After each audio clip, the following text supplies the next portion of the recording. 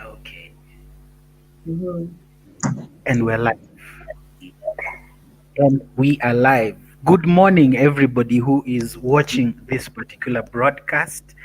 Um, we have been discussing a number of issues over the past few weeks. Last month, we brought you a very riveting discussion on COVID 19 and the situation thus far. We focused a lot on sexual and gender based violence. We focused on issues such as incest and conversations that most people don't want to have or are afraid of having or don't know where to start with.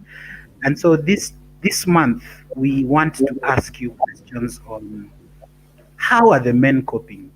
All the conversations we hear are, the women have done this, the women are being done for that, and rightfully so. These are conversations that should be had. But who's talking about what the men are going through? Who's talking about the mental health crisis that people don't want to engage on? And so we have packaged a series of discussions. The first one is today, the second one is tomorrow, and we really want to engage you in the talk, and we hope that you will be free enough to give us your insights, your knowledge, your contributions in comments, and all that. I'll go straight into the panel. I will be co moderated by Michelle Wanjiru, but I want us to start with an introduction. Please tell us a bit about yourselves and the work that you do. I will start with Ivan. Hi everyone. My name is Ivan. I am a storyteller, spoken word artist. Um, I have an organization called Incofa, which specializes in creating platforms for artists to express themselves on different issues. Uh, and I am a big advocate for mental health. So, yeah, I guess in a nutshell. Awesome. Maureen. Hi everyone, my name is Maureen Akinyi and I work with Trocare. Trocare is an international NGO. It's an Irish organization and we mainly focus on creating a just world for people in terms of making sure that their dignity are respected, ensuring that their livelihood, they have a comfortable livelihood. And we focus mainly this on few goals, that is the women, focus on women empowerment, resource use and rights. We also focus on humanitarian and preparedness, yeah, and advocacy and policy, where we advocate we advocate for the rights and the needs of people, the government, both national and county government. And currently, I'm in the Department of Women's Empowerment, where we focus on economic empowerment for women and girls, and gender-based violence and HIV, and survivors of HIV, survivors of sexually gender-based violence. Yes. Awesome. Cabello. Good day, everyone. My name is Cabello. I'm the founder of the Young Men Movement, an organization that focuses on the socialization of boys to ensure that we have a new cohort of men. I'm also a journalist by profession. I have a column in South Africa. I write for the Citizen newspaper. I'm a 2018 Obama Foundation Africa Leaders participant. And yeah, and many other things that I do, but I'm more passionate about how we groom the boy child in ensuring that we nurture more healthy masculinities within our society to ensure that we can navigate the issues around equality, patriarchy, and so on and so forth. Thank you. Great. And last but not least, Michelle. Good morning, everyone. Yes, my name is Michelle. I am first an environmentalist and a serial project manager. That's what I love to do. And ultimately a public speaker in the making. I am working presently with Toastmasters, where I am a certified trainer and I'm a mentor of so many. And my goal presently, based on what I'm passionate about, is climate justice, social justice, especially under the subheadings of gender equality across the board. Yes. Awesome. And my name is Omeka Nyakundi. I am a storyteller under the stage name Enigma Creative, creative with a K. I also have competencies in communication, which is why I have been contracted to moderate this conversation. Of course, this is a conversation brought to you by a partnership between the Anika Initiative and Peace Tree Network. Yeah, these are two organizations in the civil society space. Uh, Peace Tree Network deals, of course, with peace building in societies and communities. Anika Initiative deals with strengthening the competencies of artistic expression in any particular field. So you can all see we're in very capable hands here. I want to jump straight into the set of questions we have, and I'll start with you, Cabello. Masculinity. What does it mean to be a great fit for what is accepted today as being masculine?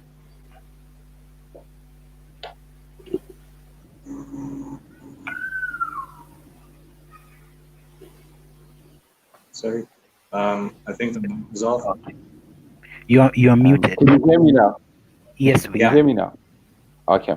I was saying one of the interesting issues that I've picked up around masculinity is that people almost think that we should do away with it completely, forgetting that one of our biggest issues in society is the toxicities or the unhealthy masculinity.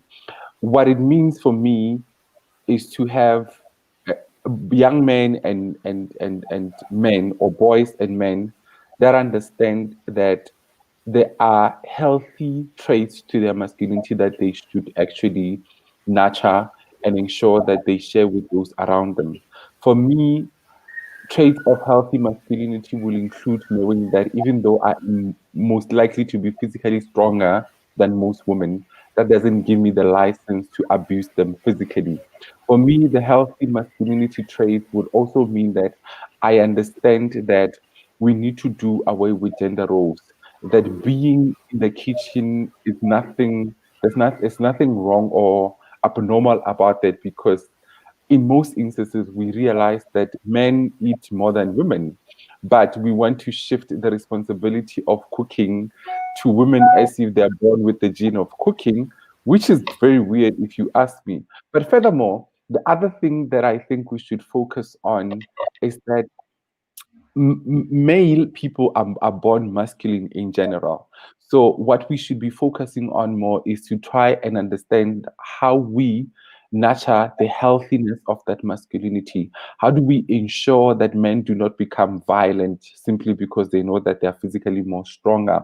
How do we ensure that men realize that their strength is to help us pick up bricks, to move furniture around the house, but never to actually raise their hand against a woman? So for me, healthy masculinity means that we use the traits, or that blessing of masculinity, to ensure that we do all positive things that both men and women would appreciate.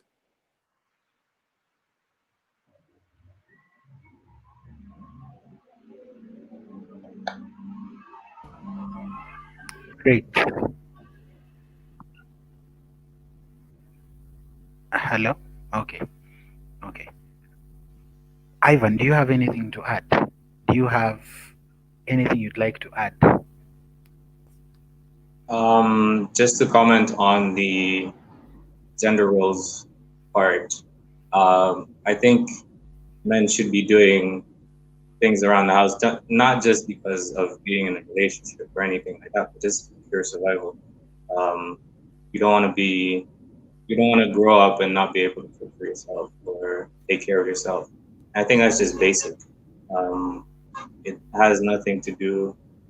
No, it does have something to do, part of it to do with being in a relationship, but survive on your own, basically. And in terms of masculinity, I mean, I think the whole being a man thing has been, um, what's the word I'm thinking of?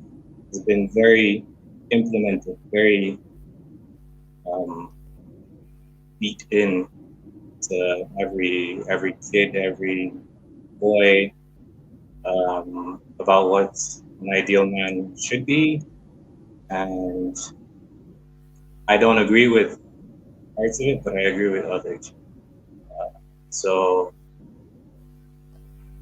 I agree with the part of like you should know where you're going. You should um, be strong in a sense, um, but I disagree with the part of you can't express yourself, you can't be human, basically, and share your emotions and things like that. So yeah, I have my pros and cons. Okay. I'm sure we'll be exploring them a bit further into the discussion, but I want to bring in Maureen. Maureen, you work for Trocare. You've done a lot of work in the gender development department, specifically on women empowerment. I'm sure you have there's a bearing you may have on issues masculinity. What do you think does it means to be able to say that this is the accepted way of being masculine in today's society? Maureen. Yes, thank you for that question. And my perception about masculinity, I will relate it to the traditional definition that we have always been knowing, that being masculine is being vigorous, being having strength, physical strength, and being the head, um, having the one to say things, in my opinion.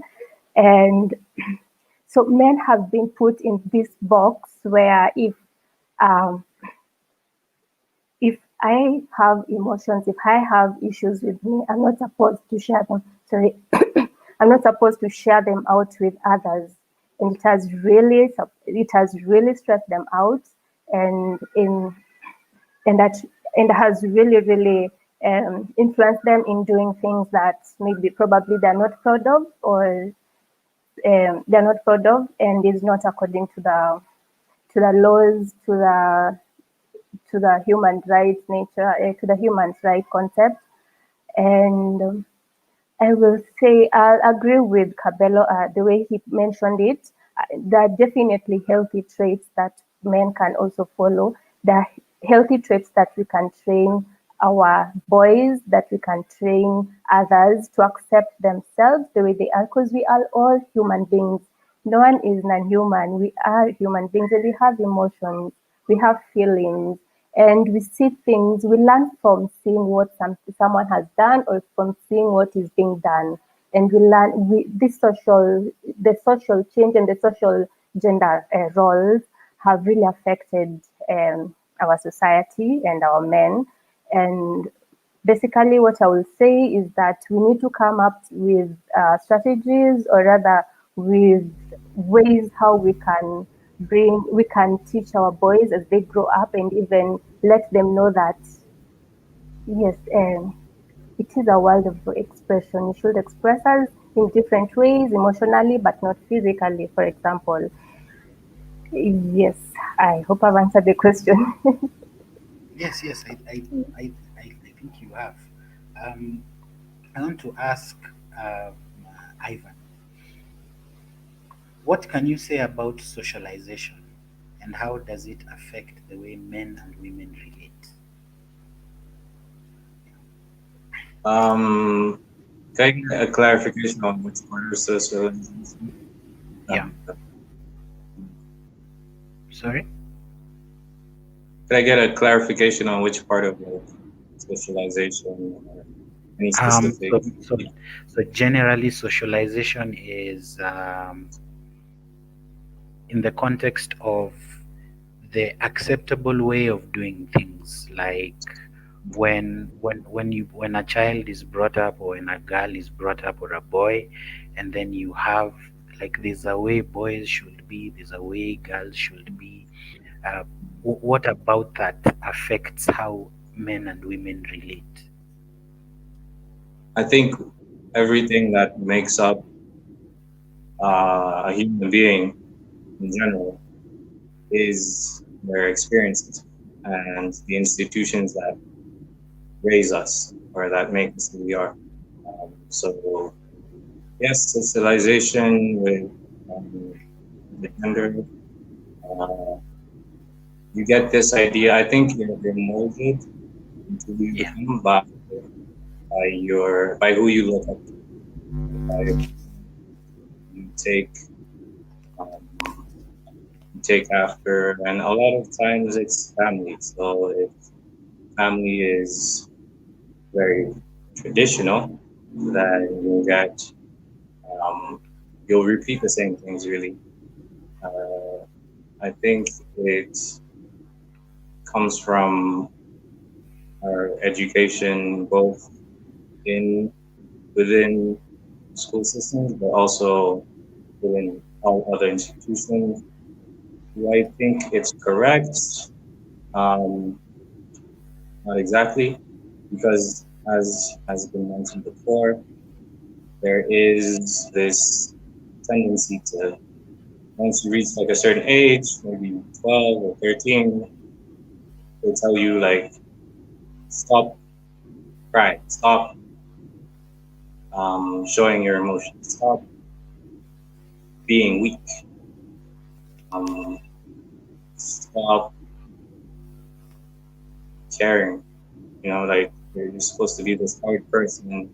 You're supposed to go through pain, and you're supposed to accept it, and then you're supposed to not express it. You're supposed to keep it internalized, and then eventually it blows up when you're an adult.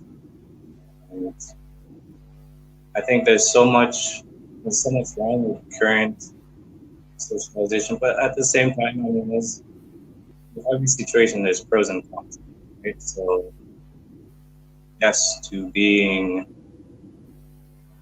independent, providing for yourself and for someone else. Yes, to being capable um, in general. But then no to being the typical man, typical traditional man from generations before. I mean, our generation is more receptive of mental health and feminism and equality more than other generations. I'm not saying it's yeah. So socialization isn't. I don't know if I answered the question. Yeah, you have. I'd like to bring in Cabello, because you are a bit, you are an authority in that particular field, considering being the founder of the organization you have founded and conducting these kinds of conversations. Uh, Please tell us, what can you say about socialization and how it affects the way men and women relate? Cabello, you are Okay, muted. all Okay, right. okay. Let's go back. No, I'm not. I'm not. Let's go back to some of the basic things that happen within the household, which I think that it's important to start this conversation with the issues or the challenges that we face within our own homes. First of all, we go back to who has to cook for us. Usually, if you're coming from a village like myself, the elders will tell you that a boy or a man does not belong in the kitchen. That is the place where women should be. You should be somewhere in the car looking after cattle or sheep. That is where we start to work around how we socialize boys. And then the famous quotes like, leave them, boys will be boys. the issues around the kind of toys we buy them. Pink will be for the girls, something bluish will be for the guys, and then we work around guns being something that we would buy for our young boys, and cars, and somehow the girls will be bought dolls and other things. Right there is where the problem starts around socialization. We're making it okay for boys to think that violence is something that they should subscribe to. I mean, why on earth would you buy a 2 or 3 or 5 year old, even a 12-year-old young boy, a gun? What are you trying to teach them? It moves again to the issue of how they become entitled to women's bodies, to women's services. Because if you start to teach them that they do not belong to the kitchen, you are essentially saying to them that they when they are hungry, they should look towards a female counterpart to say that, hey, can you make me food? When they have two hands that can actually help them to cook. And I did mention this earlier that no woman or girl is born with the gene to cook. And in fact, when you look at the world's best cooks, they are men. So you can't already start to socialize boys to teach them that um, cooking is not something that they should do with their own hands. That when the house is dirty, they should wait for their sister or nephew or mother or wife or girlfriend for them to come and clean that up. So the socialization issue starts there. We create this parallel. We start to, whether it's something that we do consciously or unconsciously, we start to move boys towards thinking that they're more superior than girls. And that is where most of the problems stem from. So the socialization issues, what we try to normalize at YMM is to ensure that we teach these boys to take responsibility, for them to look after themselves, to take the responsibility of nurturing their own bodies as theirs, that when they are hungry, go to the kitchen and make food. If you are at home and you are left alone, clean up. Ensure that the whole place is clean and you don't have to wait for somebody. That they understand that that there's nothing wrong to be called that you are being too girly. And those are some of the issues. The issue around virginity. We make it okay for girls to keep their virginity to a certain age, or ideally from a Christian perspective until they're married. But we measure how more masculine or manly you are by how early you have sex.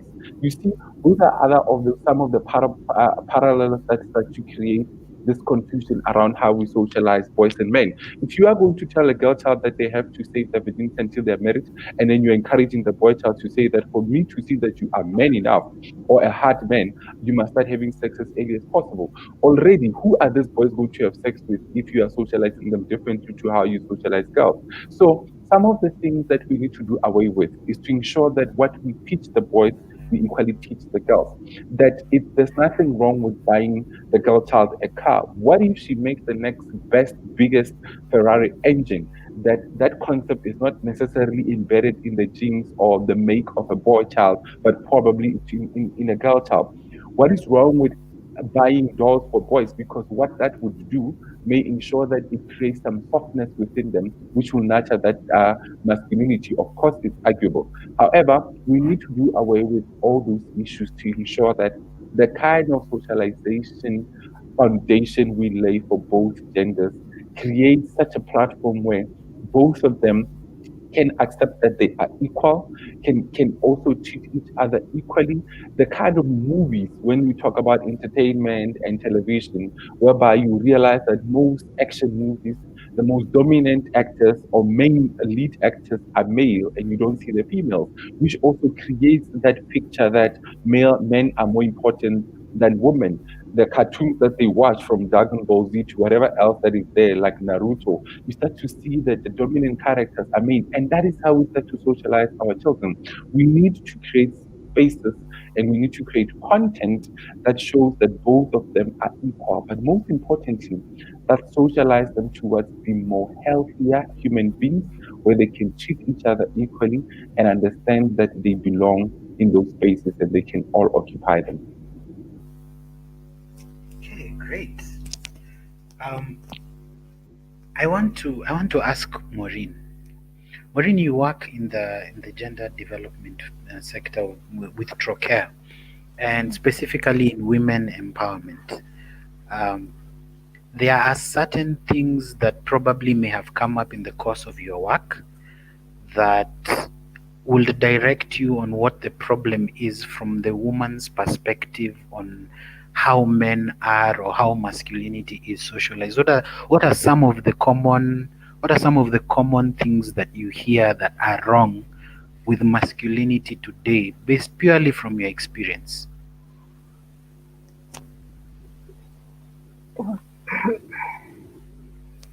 Um, there are several factors, and to start us off, this is a debate that many have debated whether gender differences can be defined, or are they caused by nature, are they caused by nature, or are they caused by both?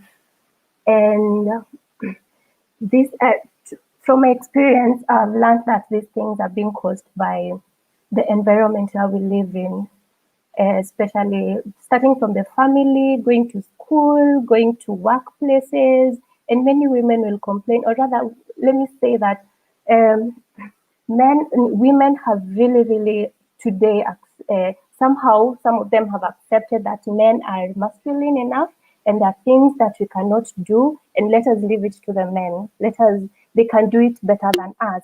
For example, we go to the universities, go to the STEM courses. You'll find that when you get into a class, you'll find that majority, like 80% to 90% are boys, are men. And just in a population of, in a class of maybe 35, you'll find like 5 girls, and you wonder like, okay, what is happening? What was happening in high school when these people were choosing courses? And it is because this is like, we have grown up knowing that there are things that personally as a woman I cannot do.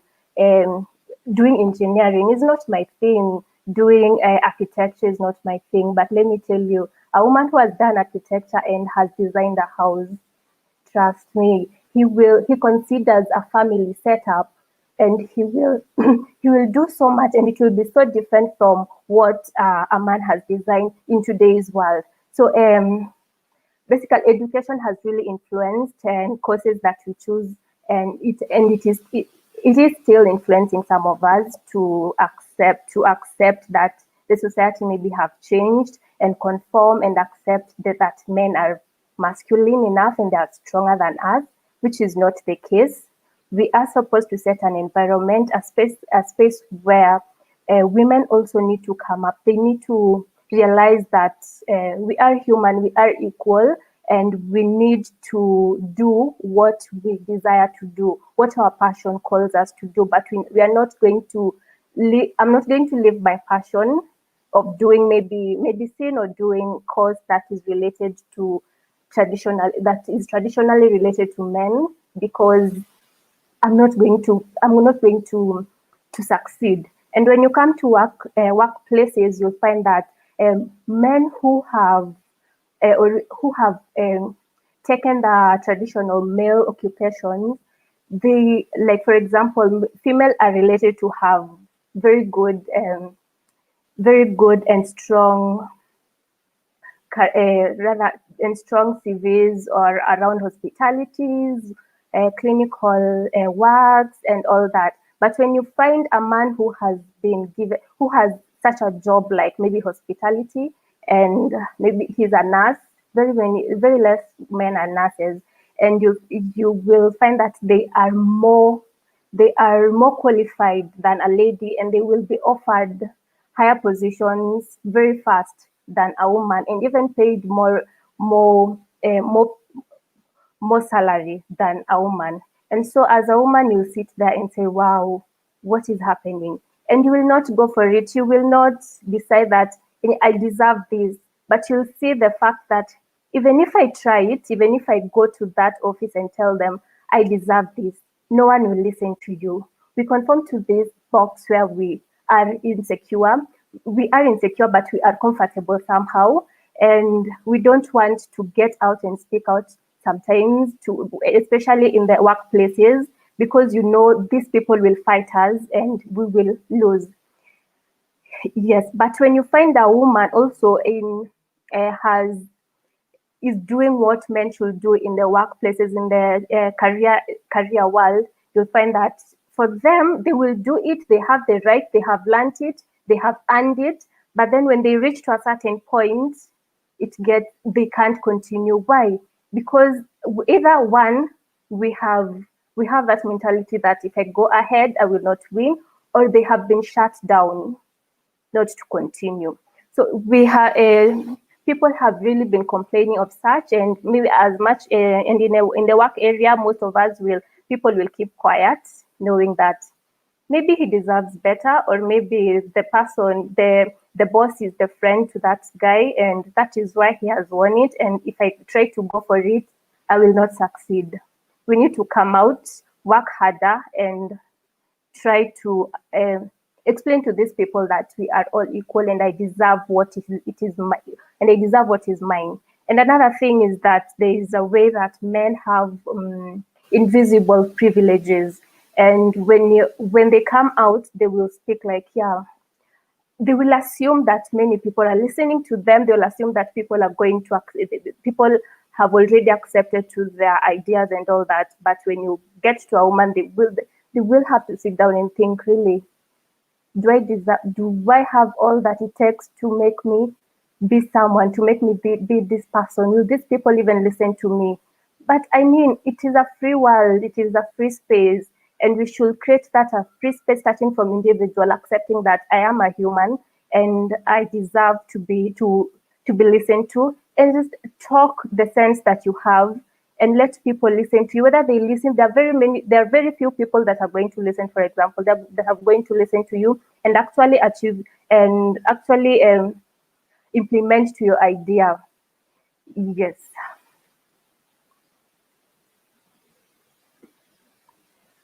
Thank you.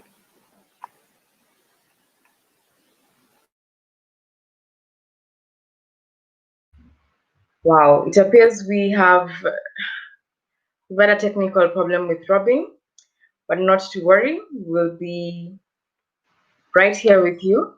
And I think it's very telling what you're saying with regards to this particular situation.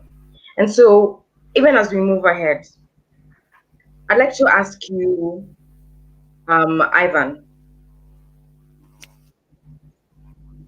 why is self-expression for men shunned? Like, why is it something that is such a taboo? And do you feel that there is a formula for it to become acceptable? Sorry, I didn't hear the beginning of your question. Why is it? Let me say that again. Yeah. Why is self-expression for men shunned? Right? Why is it a taboo for men to express themselves? And also, is there a formula for it to be Um, acceptable? Is there a form it takes that it's acceptable? Yeah. why is it shunned? I guess, it's this idea that self-expression equals weakness, or self-expression allows weakness, and um, basic human emotions and being flawed, and um, things of that sort. I I don't know what the formula is exactly for it to be accepted. I think the most important thing is teaching our children or people younger that you can express yourself, that it's the most healthiest thing you can do in terms of emotional, mental, but also physical in a way. Because when you keep things inside, you just feel this burden, and you need to release it somehow. And sometimes it's not released the best way possible. Um, it's released through violence, through anger, through physical stress, things like that. Um, I guess it's um, I don't really know why people will tell you not to express your feelings, apart from the fact that they're worried that you will show weakness for too long. Um, but weakness is part of being a human being. And I think it's effective that people can express themselves fully. Um, I mean, it's each person's own life, right? So they express themselves they know best. You can't tell someone don't show emotion. That's just it's wrong. So not use any derogatory terms. I see. Mm-hmm. Do you have anything else you want to add? So, because I think the best way to just tackle that issue is you can do that through workshops, through art. I do that through art. I would tell people that the easiest way, the best way to express yourself is just create. Express something about you, about your environment, put it out into the world. That's my way of doing it. But I guess there are many other ways, as my fellow guest. I see. And it's unfortunate that you're having some audio problems because we were really struggling to hear you towards the end. But at the same time, I think I'd like to call on Cabello. Please tell us what you would add with regards to, why you feel self-expression for men is, shunned upon, and yeah, what formula or what form would it take to make it more acceptable in society? Okay, so I think one of the bigger challenges that we have about men or males expressing themselves is that we already live in a very patriarchal world. That we live in spaces where men are already dominating. My colleague spoke about the silent privileges that already, if you walk into a boardroom, that you are a man or you're male or you're masculine already starts to speak. You already feel more important. You already think that you run the world. You understand? So I think men have to express themselves. However, we need to be conscious about how we say the things that we say. There are so many things that we need to unlearn that speaks to the misogyny, that speaks to the patriarchal expressions that we are so vocal about. Just the other day, I was having a discussion on Facebook. It wasn't even on my post, but some guy was on some.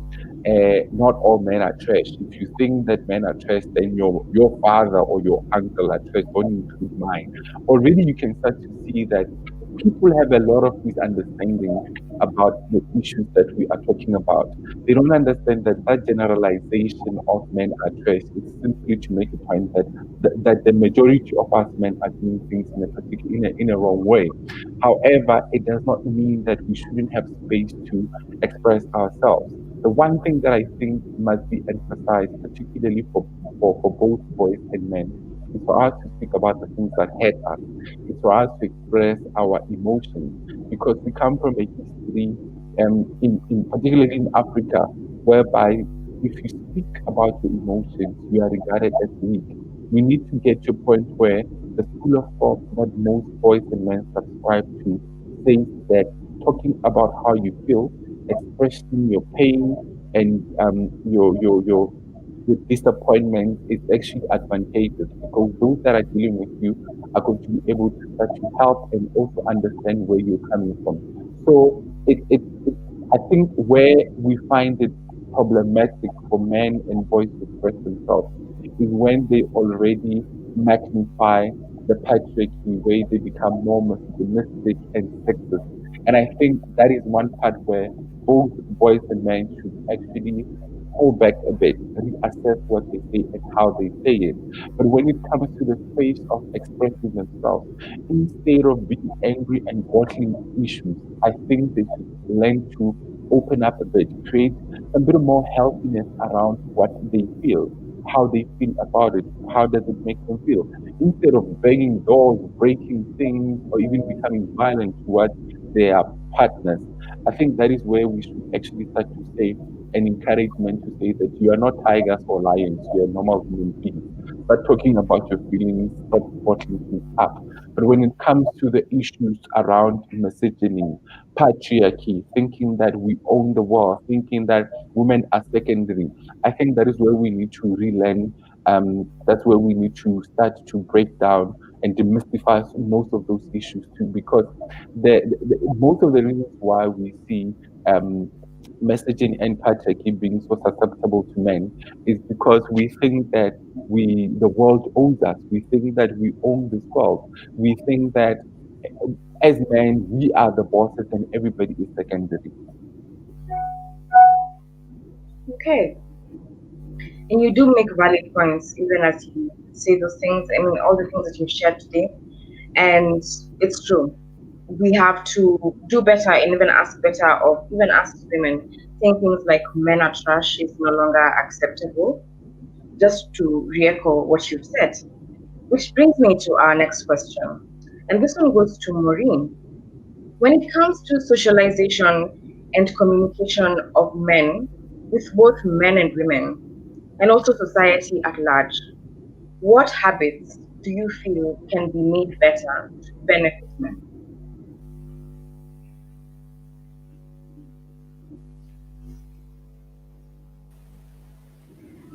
Thank you for that question.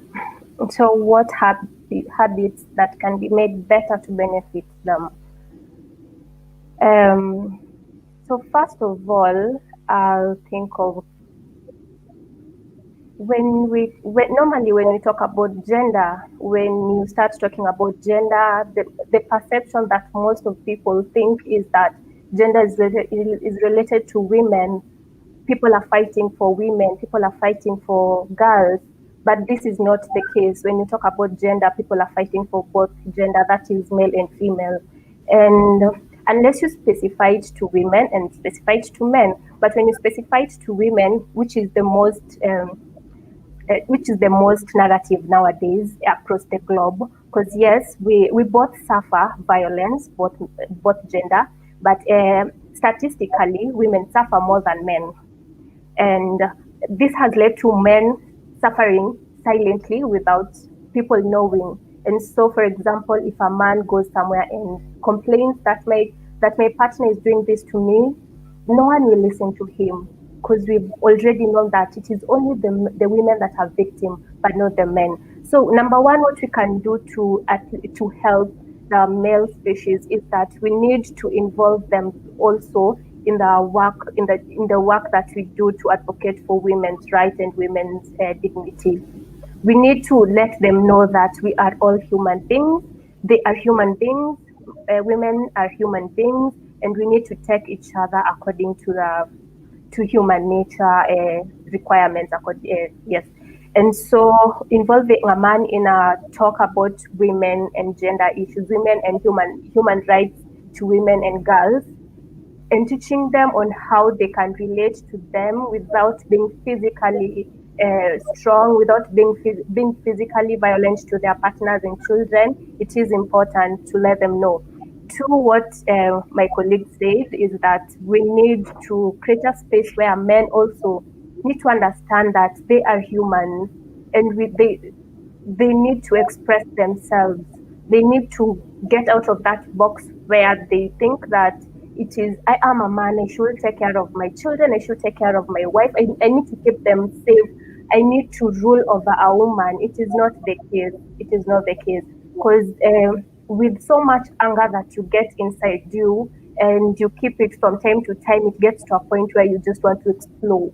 And anything that is before you'll explode to eat, you will eat it, you'll do anything to it, as my colleague said. And so one is to educating them, and also capacity building what they think about gender roles, what they think about rules and regulation, even bringing in the laws that we have, the constitution, making it simpler for people to understand that they need to understand that we all are equal, we all deserve to have, we need to express ourselves. Everyone deserves a right to life, right to education, right to be treated well. You get, And yeah, we need to start from there by involving them, one, two, educating people on different rules and regulation or different laws, and three, creating spaces like this one, involving them and telling them it is okay to even cry in front of another man. It is okay to share your problem, because there's a say that goes, problem shared is half solved. And you see, when you sit back and relax with your problem, you say, I'm strong. I was raised to be a strong person. And my father was also strong. My mother, I used to see my mother crying, so I know it's only women who are supposed to do that. No, most women, we survive this because we sit down, we share our emotions, we share this has happened, this has done what, and it has really helped people to even react towards, to have different ways on handling some situations. And this is what we need to do to encourage them that yes, you need to express yourself emotionally and not show it physically through violence. Yes. Awesome. So creating safe spaces, building capacity, and having laws and regulations that allow for an environment where men feel safe.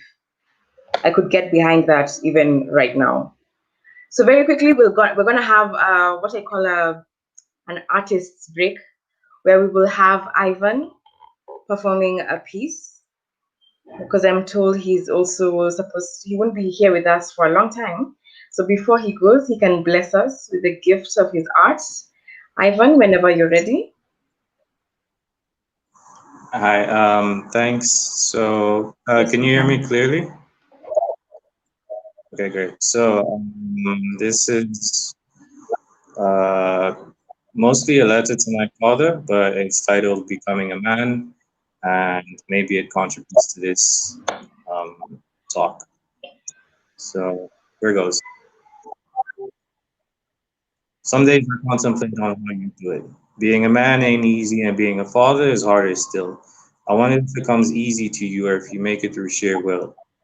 Because I'm learning every day that being a man is all about choices and sacrifices. An everyday challenge to keep moving forward, no matter how hard life is. Looking around me, I realize it's a calling not every male answers to. I guess some people find certain challenges too difficult to push through. I remember being a kid and thinking life couldn't be this hard. If only I'd realized that you only made it look easy for a man to be in charge of his own destiny and in charge of his many responsibilities. I swear if it wasn't for you and mom, I wouldn't be the man I'm turning out to be. I wouldn't be standing there chasing my dreams, controlling my own destiny. Forgive me for my disrespect and forgive me for my lies. I realize now that I made it hard on you at times, growing up complaining every time you weren't around. Little did I know you were hard at work, making sure my foundations were on solid ground. Because you're a man, and a man does what he's got to do. And that's whether or not those around him show him gratitude. So I guess that's what I'm doing now. Writing to you was long overdue. I only wish one day I could do for you, for my future seeds, what you do for me. And that's why I put in work now to be able to afford that luxury. So from the bottom of my heart, thank you for the man I am and the man I'm about to be. And even though I can count the times I've ever said this to you, I'll say it once more with pride. I love you. And I'll always remember the fam comes first no matter what we go through. Thank you. Awesome. Thank you so much for that. And I hope you've all enjoyed that piece and how emotive it has been. And I guess now we can quickly segue back into our discussion. Very quickly before you go, Ivan, and I know you've already shared your piece, but before you take off, I'd really Yeah. like to hear your thoughts on how you would describe patriarchy to anybody who is hearing it for the first time, and how does Uh, it affect men as much as it does women? okay, so first to answer your second question that will help me answer the first one, it in terms of effects, it affects both genders, but I guess the question would be how negative is it towards one compared to the other. If I were to describe it to someone hearing it for the first time, I would tell them, look around. I would tell them patriarchy is the man being in charge, is feeling superior to a woman, is the system itself being very um, beneficial towards the man more than the woman. It's where you work. It's probably the man gets paid more. It's entertainment. People have negative um, mindsets or visions when a woman does the same thing as a man does. It's a lack of, basically, it's of um, equality in terms of resources, but also in terms of respect, in terms of um, standing in a society, and that's the word I'm looking for. The the amount of I don't know if leeway is the right word, but the amount of rope that someone has to do something wrong and then be forgiven, or do something a certain way and then be judged. Basically, the easiest way to describe patriarchy is to look around. And they'll understand, I hope. Thank you for that. Um, Cabello, do you have anything to add with regards to defining and describing what patriarchy is to people who are extremely unfamiliar with it, and also how it affects men, almost in the same way it affects women? It's a evil cage, and my excuse my use of the word evil, and I say it's an evil cage because often when we are within that cage, we don't understand how much harm it causes us. Often people tend to think that it's beneficial, but in most cases, you realize that in a patriarchal run world, in a patriarchal business or firm or company, many things suffer. Let's look at Africa, for example, whereby almost every leader is a man. And we can say that Africa is very patriarchal because it does not create enough space. The political space in Africa actually subscribes or is the best definition of what patriarchy looks like. We are suffering because of patriarchy. Men want to live up to certain standards that end up destroying their own integrity, end up destroying their own moral campus because of the subscription to the monster and the evil that is patriarchy.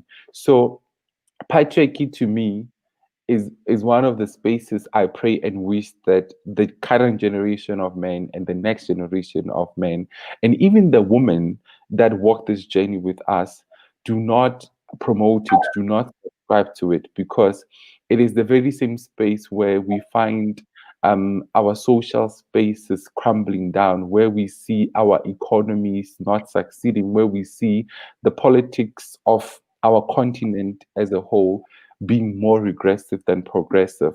So it's the cage and a wall that we need to break and completely demolish to ensure that we move towards a space of equality, a space where both men and women can work together and ensure that we build our continent better, that even at homes, even in relationships, that we create more partnerships between men and women than a space where only men become more dominant. So patriarchy is a system or a way of life that is regressive, a system and a way of life that tends to look down on women, which is very wrong.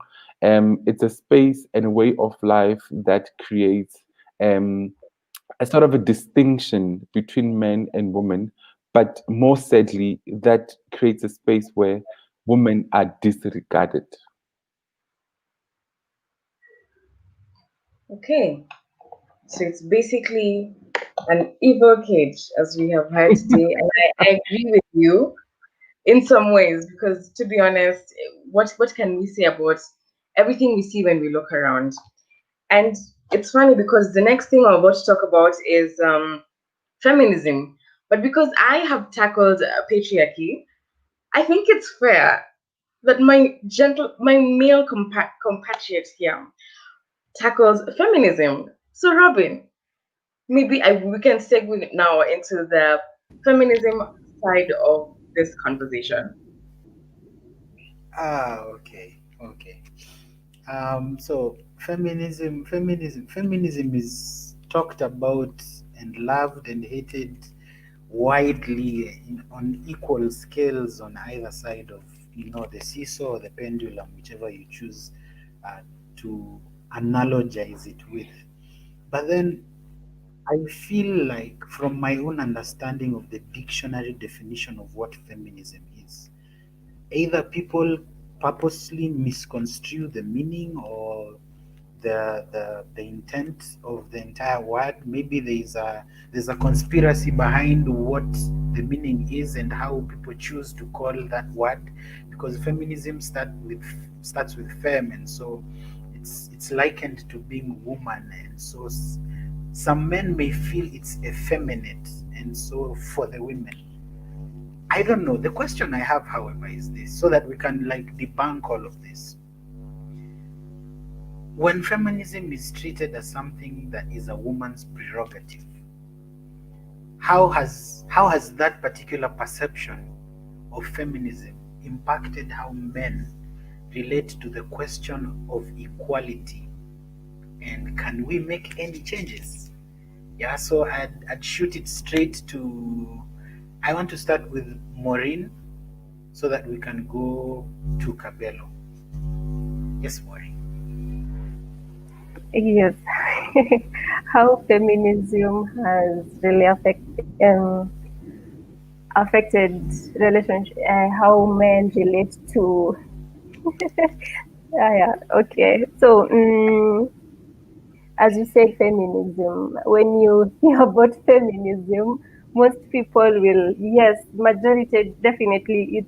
It's something that is talking about female rights, women and girls having rights to do this, fighting for them, let, letting people to hear them more than other people. But yes, how has this affected the male factor? Yeah. So basically, we've talked about masculinity, we've talked about patriarchy, and we've known how these things are, where these things are coming from, where these definitions and understanding in the society are coming from, and we have specified it to men being powerful and all that. And basically, men have pride. One, let us start there. They have pride that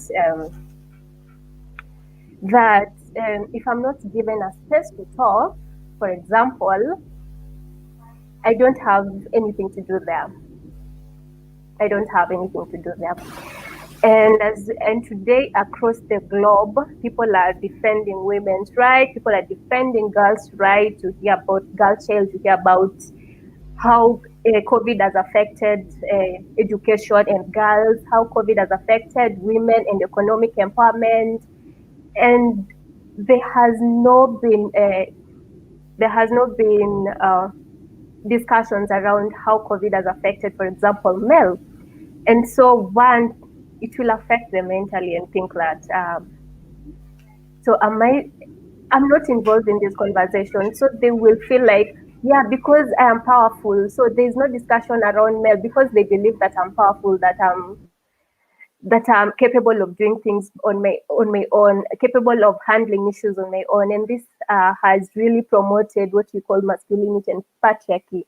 And so from that angle, they see that, yeah, it's only women that are, yeah, these discussions are around women. So for us, we are capable of doing things too.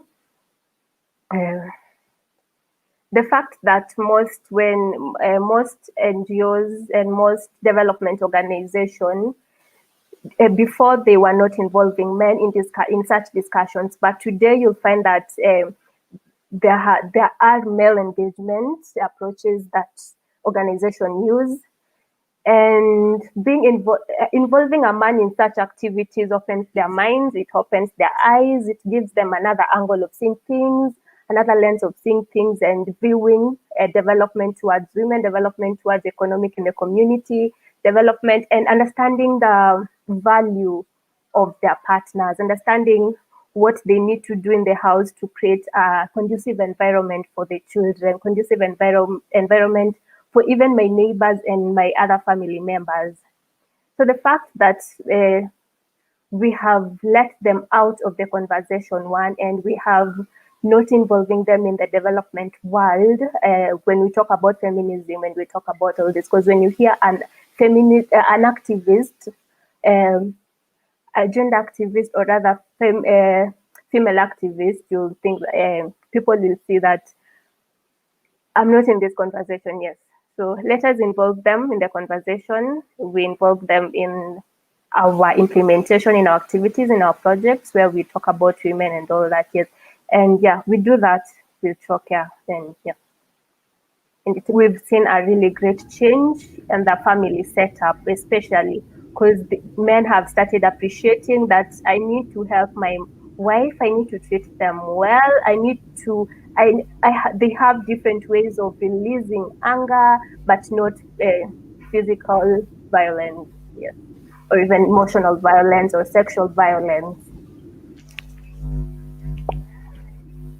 Great. Thank you. Cabello, weigh in on the matter. I want to quote Bell Hooks in her writing that says feminism is for everyone. There's a quote that says that, simply put, feminism is a movement to end sexism, sexist exploitation, and oppression. I like this definition because it does not imply that men were the enemy. All it talks about is sexism and then sexist exploitation and oppression. How, as men, I don't know how in the world, maybe it's really probably because we are from that planet called Pluto, how we take this movement of feminism and personalize it and make it as if it's an attack on us can only be a reflection of how that the perpetrators of sexism and sexist exploitations come from us. And I think that is why most men would have a problem with with their feminist movement. And if I had known that this was going to be part of this discussion, well, I did see it, but hey, I could have worn my T-shirt, which Chimamanda Ngozi's big quote that says that we should all be feminists.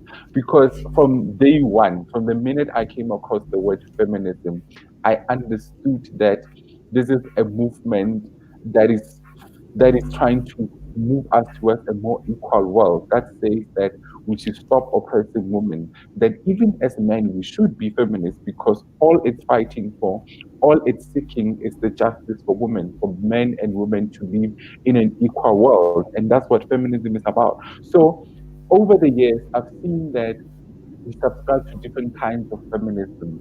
Some will talk about the definition of African feminism, the global definition of African feminism, the Caucasian. There are different kinds of feminism. I think even South Africa has its own definition of what feminism is.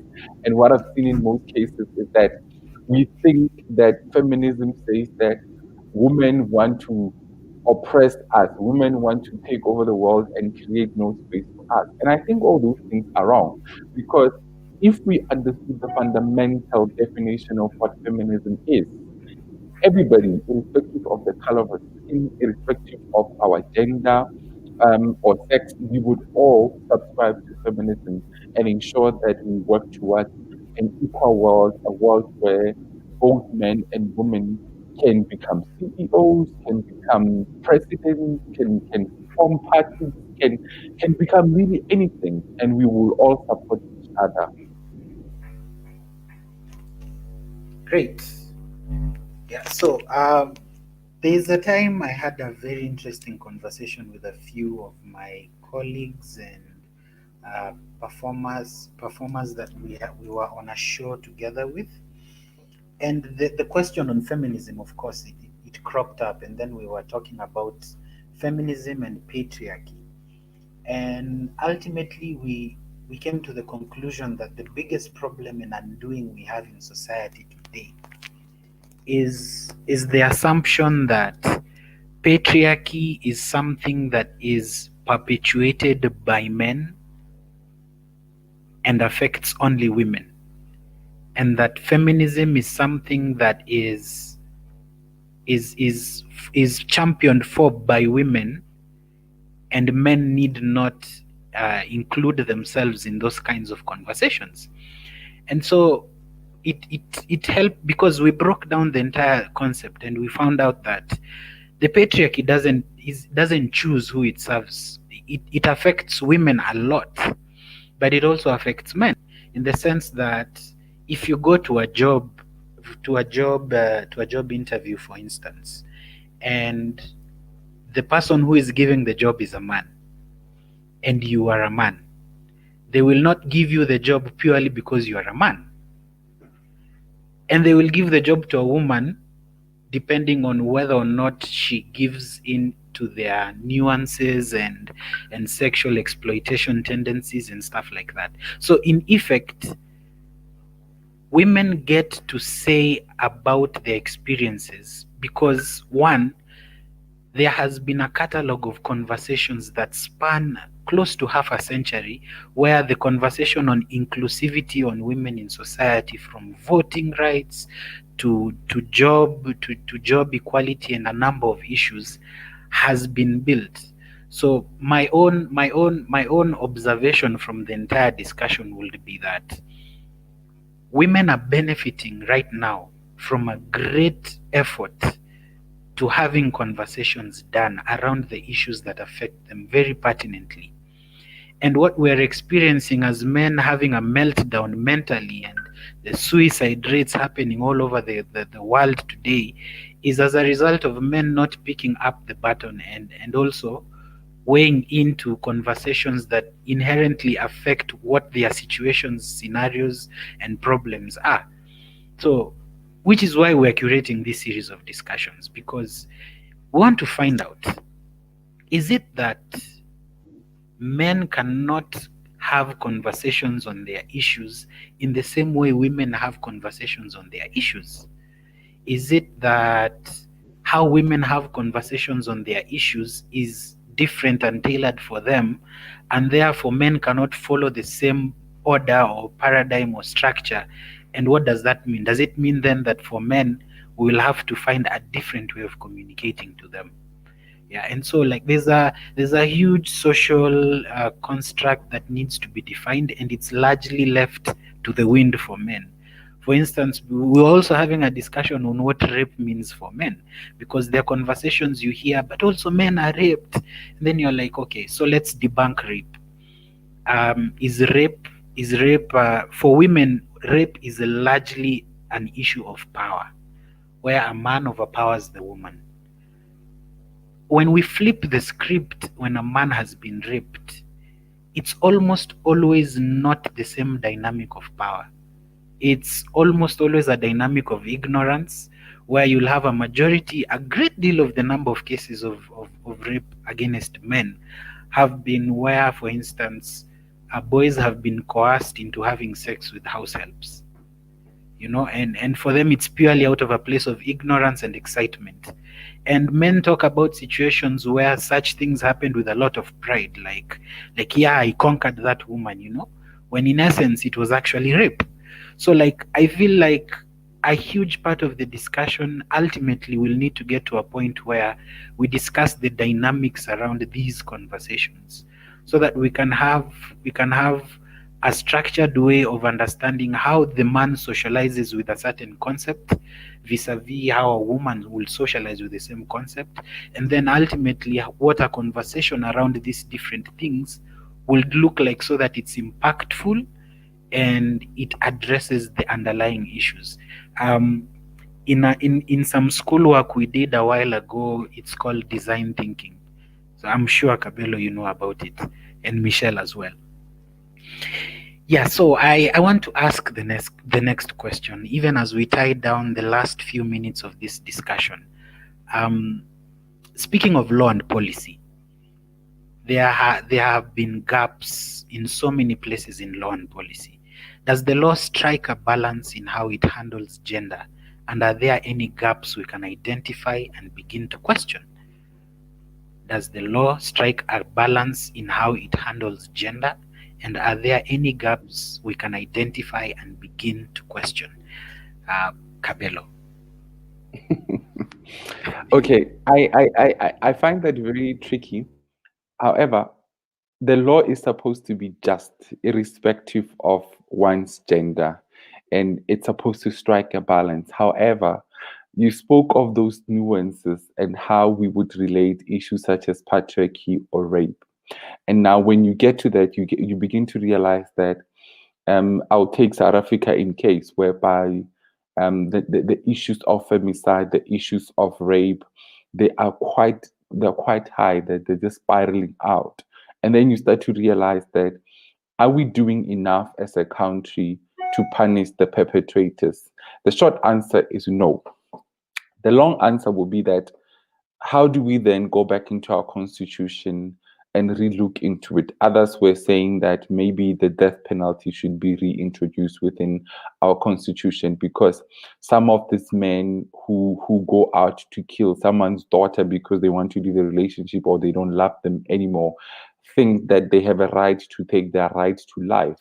And maybe going back to a space where a life for a life will bring more justice than to take this person into what we call a correctional service, put them in jail. When they come out after 5 years or so, some have 3, if not 4 qualification. But that life of Uinene is gone. It's not coming back. That life of Karabo is gone. So is what we term justice, as you said, really justice? And maybe we really need to look into how we work around the punishment that we give the perpetrators. It be a perpetrator of rape, it be a perpetrator of femicide. Maybe what we need to do is to really look back to say that these issues are not affecting us the same way. And maybe we should look into creating another way of dealing with these issues, introducing new bills that will be passed through the right processes, and maybe turn them into law as time goes by. Because the reality of the matter is, these issues are not affecting us the same way.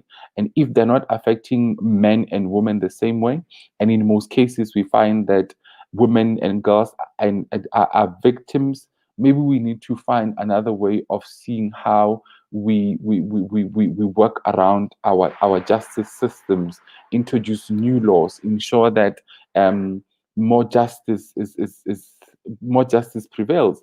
Because often, without enough evidence, they throw out the case. But the truth of the matter is, sometimes if a woman is raped today, God forbid, they are not ready to talk about that impact on the same day.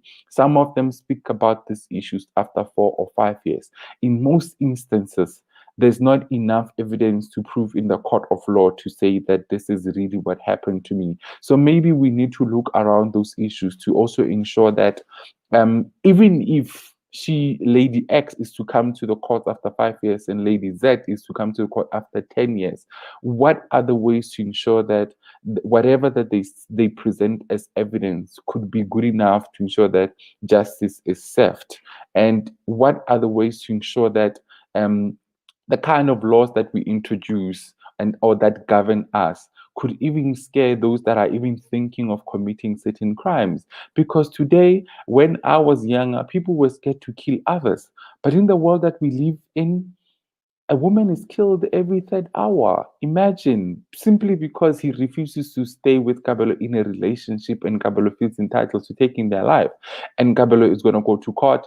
And then before you know it, he's walking the streets and it's normal. He's going to victimize someone else. And that can be okay. So I do think that we need to look into our laws, see how we can best make them more stricter, how we can best make them to serve the victims, how what would be enough justice for the victims should be the question we ask ourselves as we go out to draft new laws and introduce them within our systems.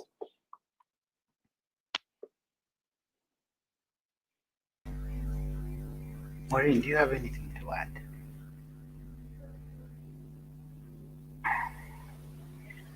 I don't have anything to add, but maybe to just emphasize on what Cabello has said. Yes, I would say we have laws, we have policies, but now the gap comes in where we are not implementing them. Why we are not implementing them, and there's no strategies or no ways we are enforcing these laws to happen in the society. And an example that he used when the rape occurs and these cases have gone to the police, number one, we lack people who have specialized in gender issues, have specialized in handling these issues in the community and in at the center, at the police stations. And if we have, there's no enough capacity building one. And this has really, really, really affected on how we implement these things and how justice is happening to many victims. And so coming up with ways, structured ways on how we can enforce these laws, we can enforce these frameworks, we can enforce them and have them active so that we don't have these perpetrators walking around. Because once you encourage them that, yes, of course, there was no evidence, and definitely it happened, and people don't report these cases immediately. Because one, maybe it was a relative that did this to maybe a child of 15 years. The child went to the mother. The mother said, "My daughter, this was your uncle. Maybe you should take this secretly." So they keep quiet, and later on, you find that this girl is talking publicly. This thing happened to me, and maybe she saw someone, she saw another friend or another child going through the same thing. So they want to talk about it. This is the time that they are coming out. So we need to have structured framework, structured ways on how we can enforce these laws. And yeah. I want to quickly thank you so much for that contribution, Cabello and Maureen. I want to take us through the comment section. It's very interesting, and after that I will take us through the comment section, and I will assign a number of questions based on what is here to either Cabello or Maureen, and then Michelle will take us through what is our last question on the roster that we had today. So let me start from the beginning. We have Willie Oeba saying, "Good morning, beautiful people." That was almost an hour ago, but it's in the afternoon, so we can easily transfer that to "Good afternoon, beautiful people." Kinuthia Kelvina said he's tuned in. We have Desmond Ogubi. Desmond Ogubi says there needs to be a change. There needs to be a change in focus on what gender roles are, and they need to be defined according to the needs of the society today. This is something we have talked about, I think, extensively, and he's echoing the same sentiments that we have shared during the first few moments of the panel discussion. Peace Tree Network, a partner organization in this discussion, says, "That was such an honestly scripted piece. Thank you, Ivan Irakoze." That's congratulations to Ivan Irakoze for blessing us with that amazing introspection on his journey in masculinity as a young child up to this point in time. Desmond has a question. This is by Willie Oeba. "I have a question. Why is it that the woman will always win custody of the children in case of a tussle?" Why is it that the woman will always win custody of the children in case of a tussle? I'd like to direct that to Maureen, but Maureen, just take note of that so that I can go through them, and then we can answer all of them after I'm done reading the comments. So the question is, why is it that the woman will always win custody of the children in case of a tussle? It's to you, Maureen. And then again, we have Desmond. Desmond is quite active today. Yeah? Desmond Ogubi says, "Good morning, Oeba and everyone. Great conversation right there." We have Vash Vash U. Vash U says, "The galaxy is in the universe. The galaxy is in the universe." That's a very philosophical statement. I'd like to think you can contextualize it based on your understanding of the discussion we're having today. Desmond Ogubi says, "This is a question from Shaksi. Shaksi asks, if men are experiencing gender-based violence, why do they tell women that they are the ones who call for it? If men are experiencing gender-based violence, why do they tell women that they are the ones who call for it?" I'd like you to, Kabelo, to weigh in on this question because I feel it addresses an angle where it's not a specific woman or a specific man, but this kind of question has been asked before. So I feel like you'd probably be best placed to weigh in on it. Again, the question is, if men are experiencing gender-based violence, why do they tell women that they are the ones who call for it? And we have a really comprehensive comment by Walter Mayeku.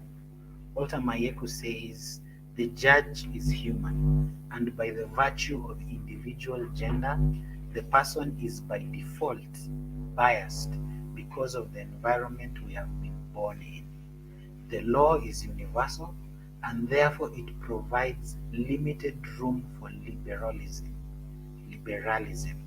when it comes to judgment in different circumstances.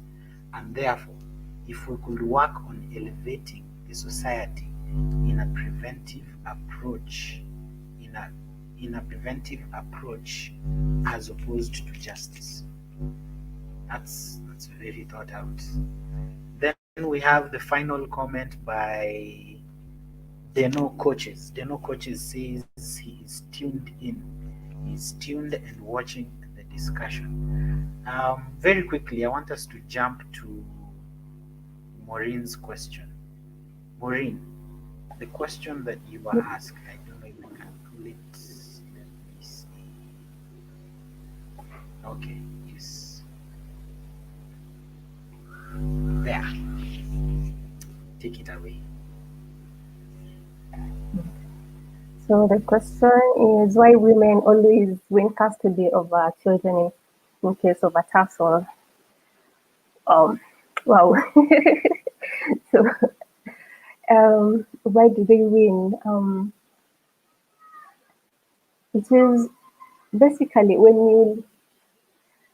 I would say even men win custody sometimes, but now what is happening is that people look at the social norms, the gender roles in a family setup. People view that a mother will take care of a baby more better than a man. And the fact that men have been viewed as the most perpetrators in a society is one reason that most of the time the court will give the female custody of the child. And we know that it depends on the situation, and with evidence, these things will always point out that women are way better to have the child in custody because there's always a connection between a mother and a child, and if you leave it to a man,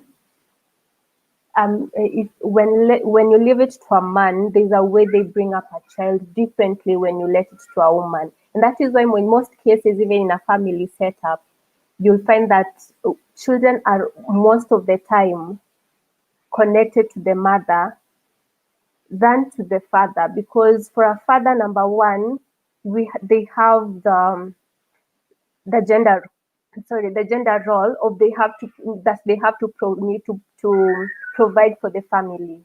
So when they need to go out and work, they need to do this to make sure that the family is okay.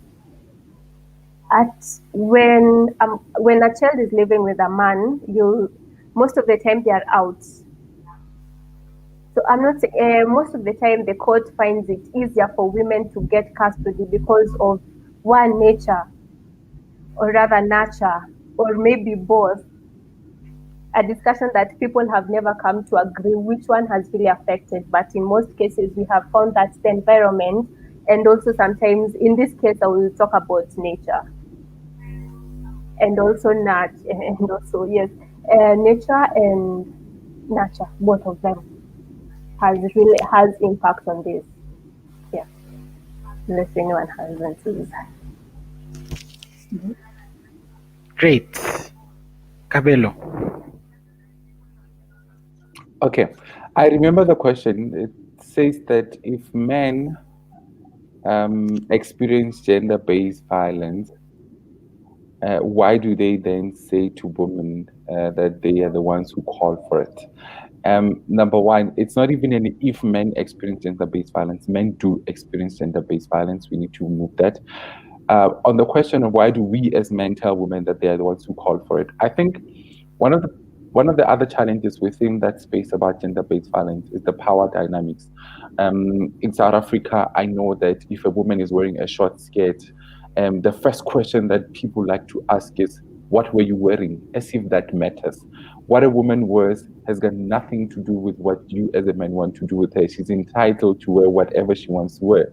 So from that school of thought of saying what was she wearing, it's almost to say that if she's wearing a mini dress or a mini skirt, then she bought it upon herself, which is completely wrong. So I think we must move away from that part of saying that women call it upon themselves to be physically or sexually abused. We men are the problem when it comes to that because we are the main perpetrators.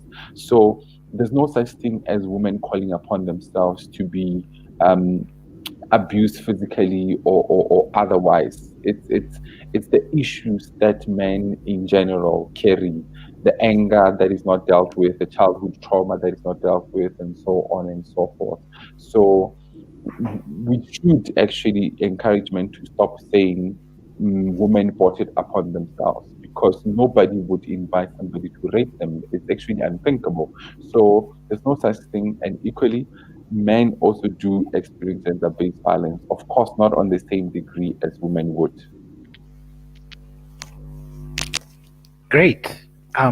So your sentiments touch on a huge, on a broader conversation on consent, and the fact that people like to not have a discussion on consent. It's almost always left to the wind that consent is something that can be implied rather than asked for explicitly and expressly. And so the question of she was asking for it because she wore this or she wore that, I feel in my own understanding of the matter, it's a deep, deep misunderstanding of the entire concept of consent, which people don't want to talk about, which is a big part of the problem, that they don't want to talk about it. Because Absolutely. because then what does it mean for a man to say this is what these are my intentions? It's not normalized. Such conversations have not been normalized. Usually you meet a woman and then you try and ask and ask and ask and ask until ultimately she says yes or no, and even when it's a no, it's considered a yes that's not yet there.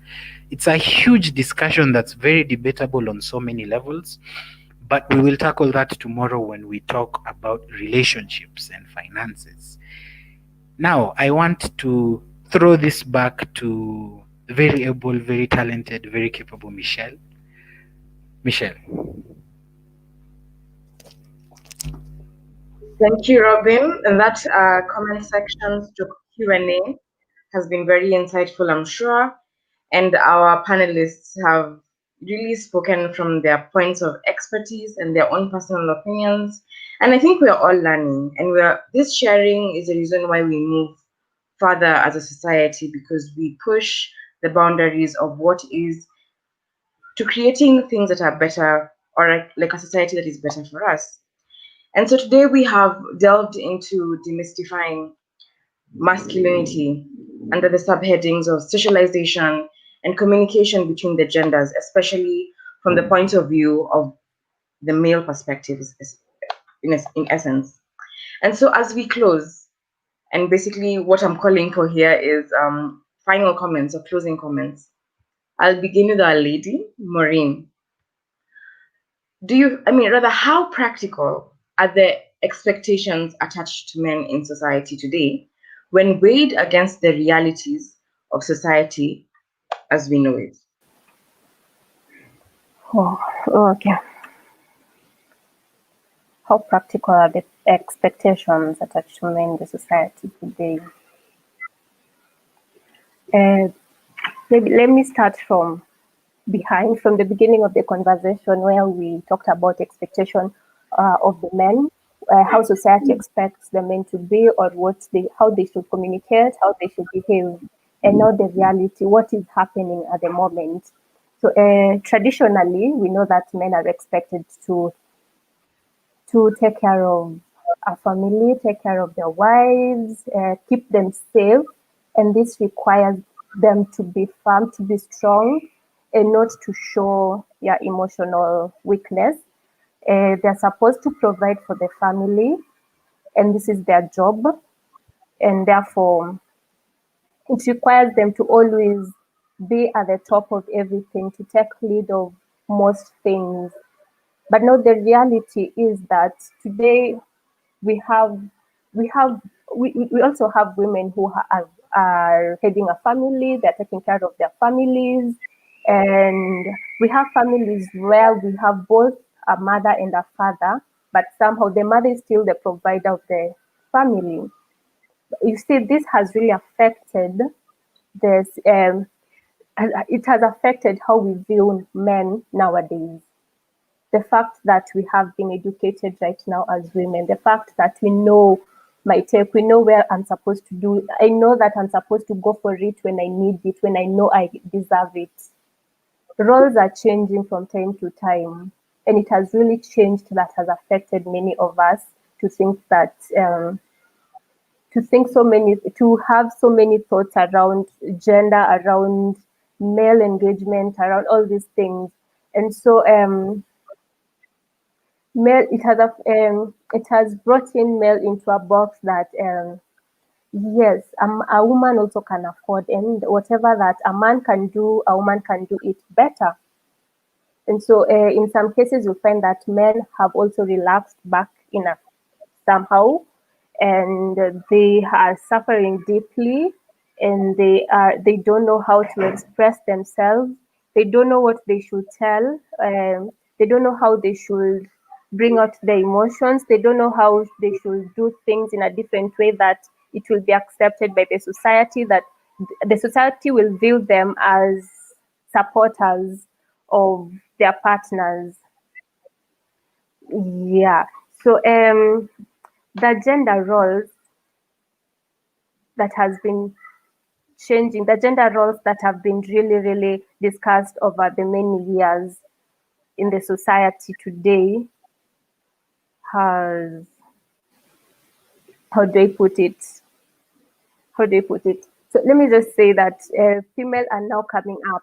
They are coming up, and it is bringing. You'll find that it is bringing men esteem down rather than putting them in the same level. And there are things that men nowadays will not do because a woman is doing. They will want to advocate for their masculinity back, but the society is fighting them back and telling them, no, we are also there. We need female. We need to talk about it. We need to be at the same table. But you see, it's giving them so much to think of it. Are we supposed to go back and relax on our masculinity nature? Are we supposed to work with them in the same way?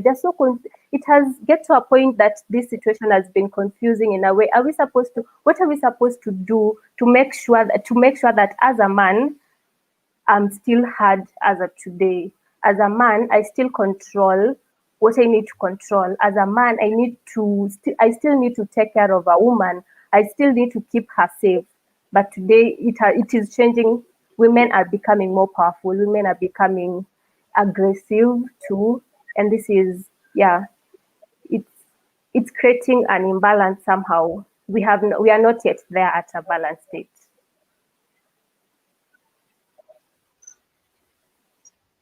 I see. So indeed, change remains the constant, and so gender roles keep changing, and as such, adaptation is probably the best way to go about it. And now to you, Cabello.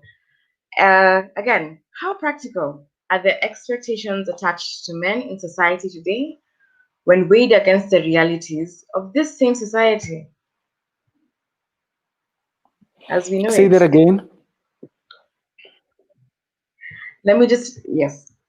How practical are the expectations attached to men in society today when weighed against the realities of society as we know it today? Impractical.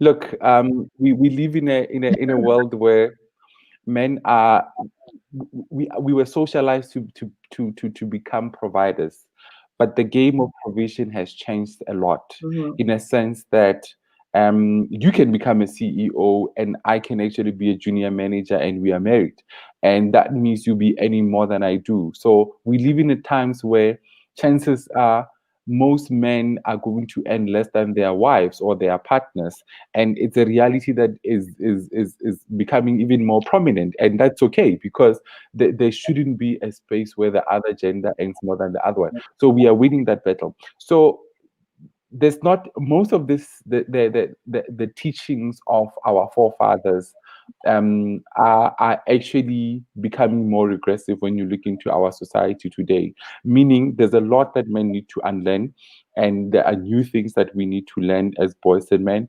Our socialization has to be very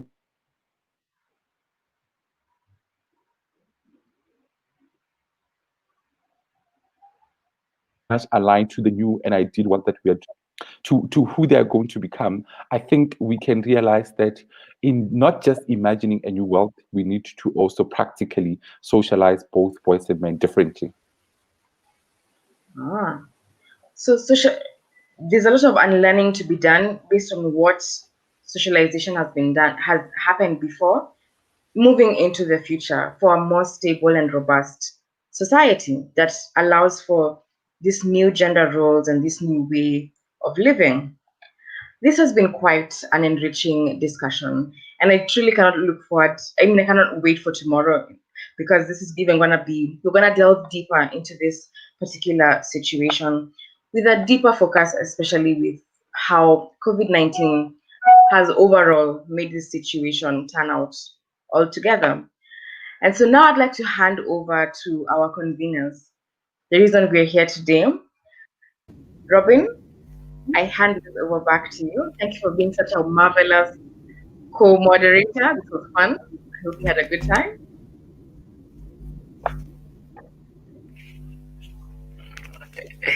Thank you so much, Michelle. Thank you so much, Maureen. Thank you so much, Capello. Thank you, Ivan, in your absence right now.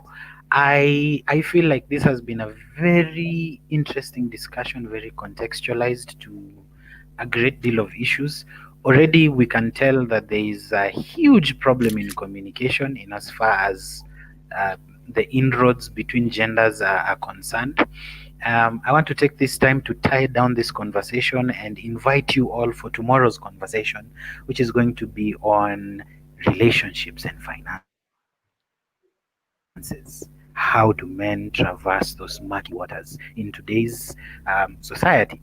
From Peace Tree Network, from the Anika Initiative, it is a great deal of many thanks to all the people who have joined in, who have commented, who have asked questions. Thank you so much for being part of this conversation. Cabello, for taking your time all the way from down south, despite the 1 hour difference. I am sure we'll have you on many more panels. Thank you so much for gracing us with your presence. Maureen, thank you so much for gracing us with your presence from Trocare. I know today you will have been at work helping people who need the time that you've given us today, and so we do not take it lightly. Michelle, thank you so much for being an awesome co-host, and I'm sure we will engage people tomorrow again with the same energy, in the spirit of not letting anybody outside. There is a question that came in just at the tail end of the segment I had, and the question is, thank you, Maureen. The gentleman is called Walter Mayeku. He says, thank you, Maureen. Yes, a mother has a better bond.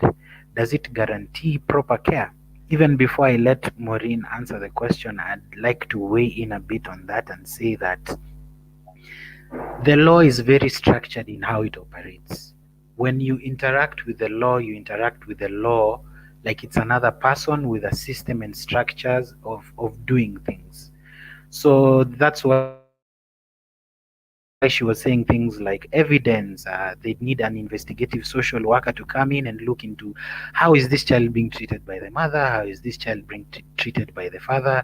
At the different stage of development of this child, what is the best cause of action in the scaffold that they are experiencing? So, for instance, of course, a younger child who is an infant, probably between the ages of 1 month and probably 4 or 5 years, I want to imagine that the law is skewed towards the mother because of so many reasons in the development process and stages of the child. But also, should the child be older, then there are things that are considered. What is the emotional attachment of the child to the father, to the mother, technically? Uh, there's a great deal of contextualizations I'd like to imagine. But Maureen, do you have anything you want to add to this question in an answer before we close this broadcast?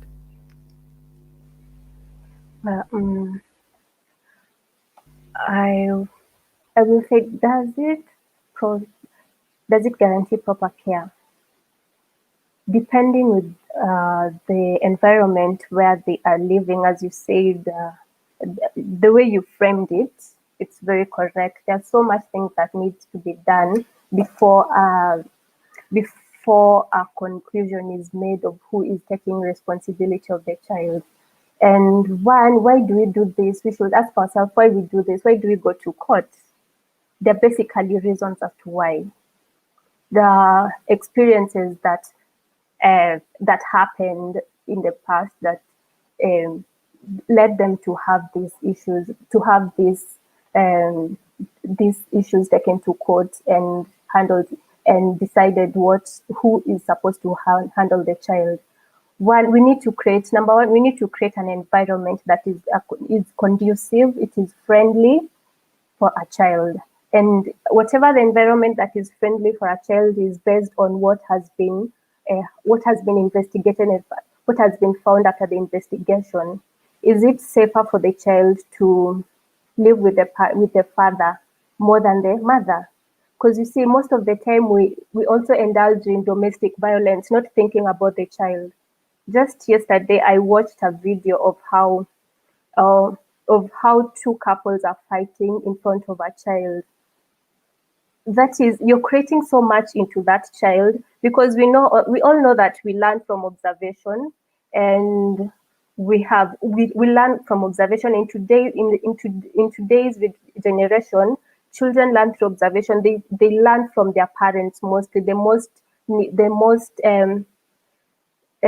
nearest people to them, the most people that they relate well emotionally, and whatever the parents will do, or how the parents keep communication and relations, this child will carry a lot into their future lives.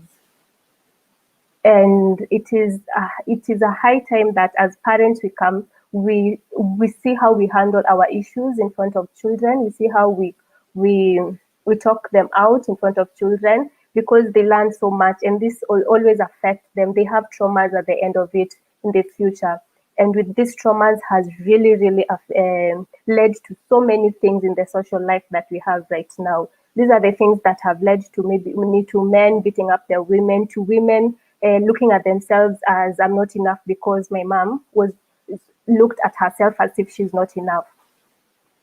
And so there's so much that happens before the judge comes to an agreement that the child let the child live with the parent, with the mother, or let the child live with the parent, with the father.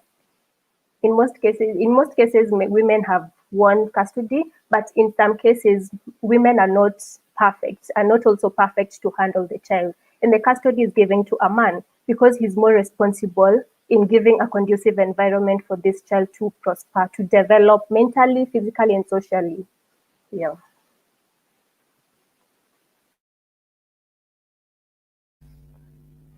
Thank you so much. I believe Walter Mayeku has been answered.